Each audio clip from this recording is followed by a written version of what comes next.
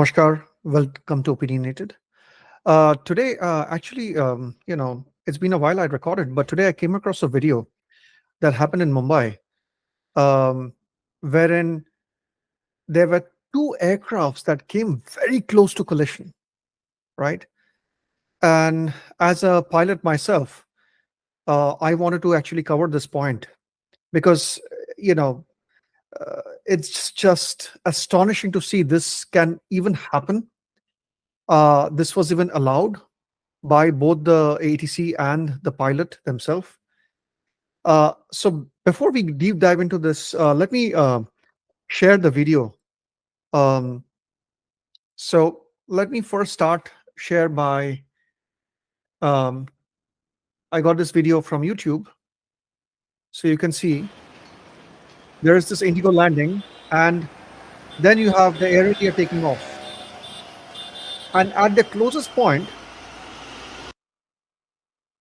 okay, let's look at it again.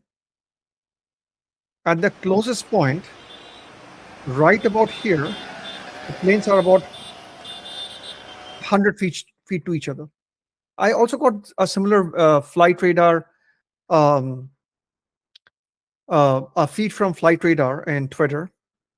And if you look at this, you will see on the screen the Air India is trying to take off, and the Indigo is like just 100 feet behind the Air India on the same runway, right? Now, I want to emphasize this could be catastrophic, right? Because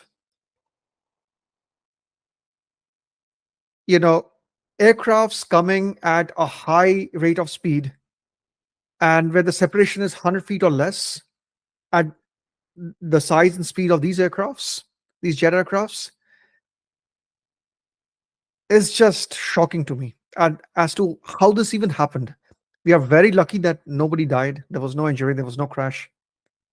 But it very well could have been a massive crash. Because if you're talking about 100 feet at these speeds is just few seconds, right? Had the Indigo plane landed few seconds ahead, then it would have absolutely gone and crashed into the Air India plane. Now, what I want to emphasize here is how did this even happen, right? Because so let me first explain. So when a plane comes to land, they don't just come to land randomly from any direction. There's a thing known as a pattern. So the plane comes with a particular, there are two types of pattern in general. A rectangular pattern, right? Where when you're parallel to the runway, it's called you're on the downwind. Then when you're turning left or the right towards the runway, you're making your base. You're on your base, and then when you're pointing towards the runway, you're on the finals. There's another type of landing wherein you come straight in, but those are rarer, but happens depending upon airports and weather conditions. Having said that, so when a pilot bringing up, they come in for landing, there are different types of airspace. They need to ask for clearance, right? So the tower will actually clear them explicitly for landing. They will clear them to enter the airspace. They will clear them for landing. Okay. And when they clear the pilot for landing, they usually would tell the pilot the position of the aircraft in relationship with other aircrafts in that pattern, right? So, for example, if you're on your downwind and they clear you for landing, they'll say, "Cleared for landing. You're number 3. You're following an aircraft which is turning base," right? Or if you are, let's say, cleared for landing, but there's nobody ahead of you, but there's an aircraft in the runway trying to take off, then they will tell cleared for landing, 1 departure prior. So that means, while you're clear to land, but know that there is one aircraft that's trying to take off ahead of you. So, first of all, I don't know. I don't have the ATC tapes. I don't know what ATC did here, whether they informed them or not. Uh, if they didn't inform, this is shocking because then there was a clear violation of protocol. The second thing is the systems in the plane itself. You can actually see in your system where the other aircrafts are in relationship with you, because now every aircraft emits a signal.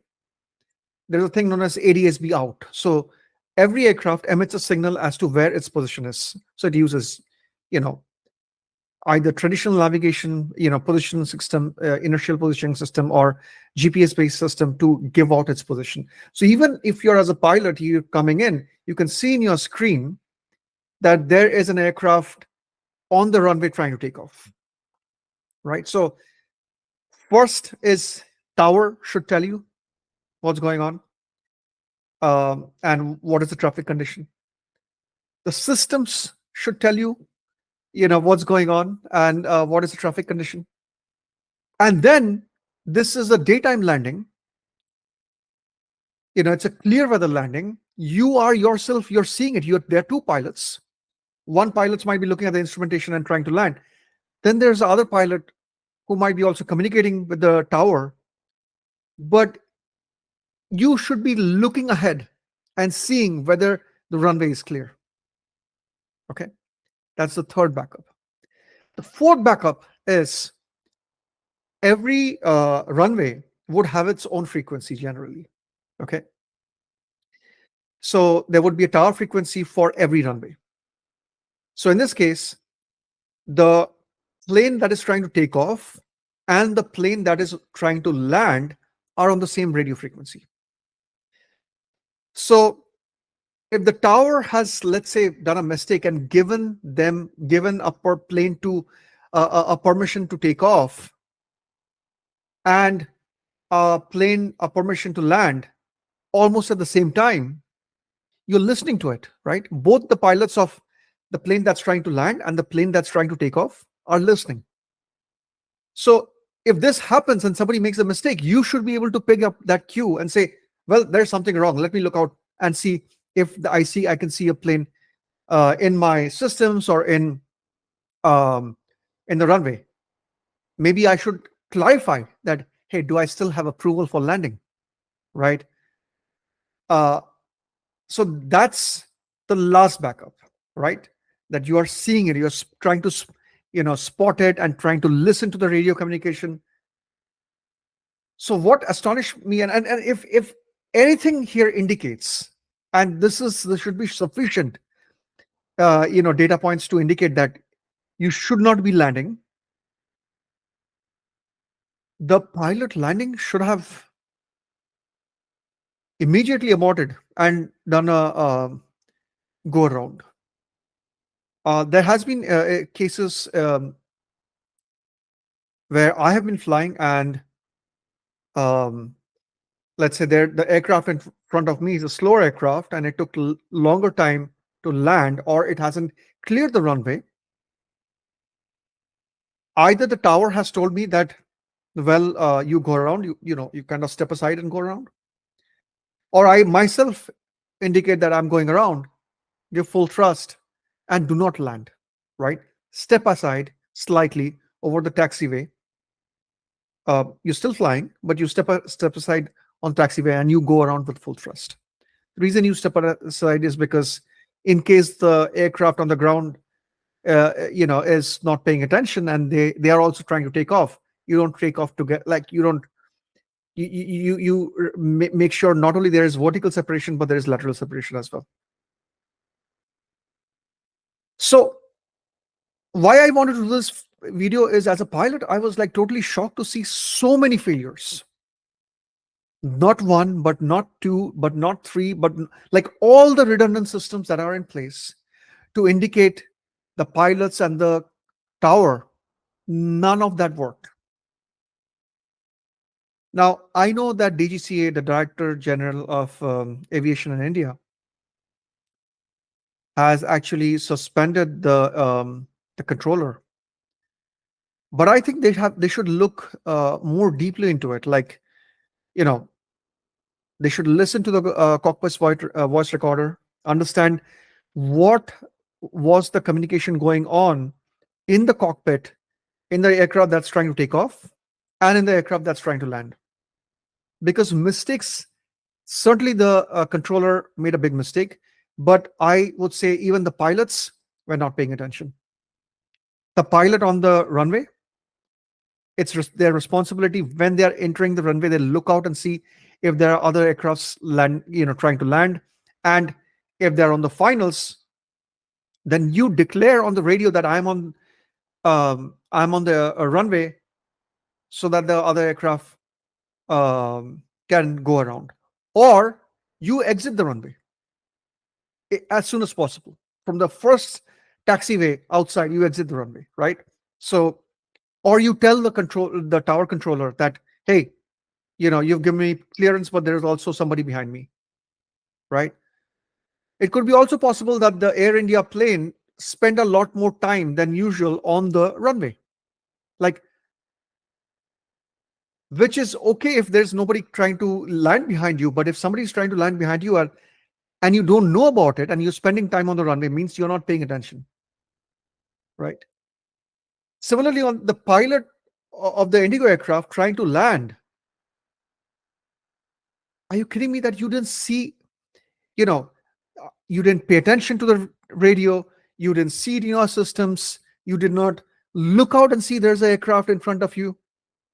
How did you let this happen? Two pilots. So I think it's important that DGCA looks into this carefully beyond the tower controller, that looks into the CVR of both the aircrafts, and they find out what truly happened in each of these aircraft, and make sure that this never ever happens again. You know, add these things in simulation, right?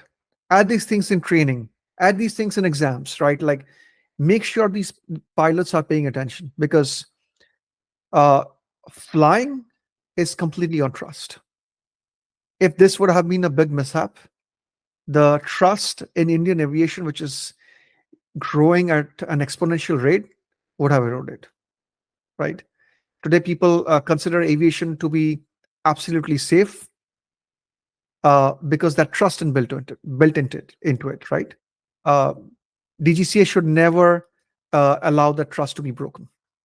I hope they listen. I hope they take action, and I hope they look into the events that happen in the cockpit in both of these airplanes as well. Namaste and Jai Hind.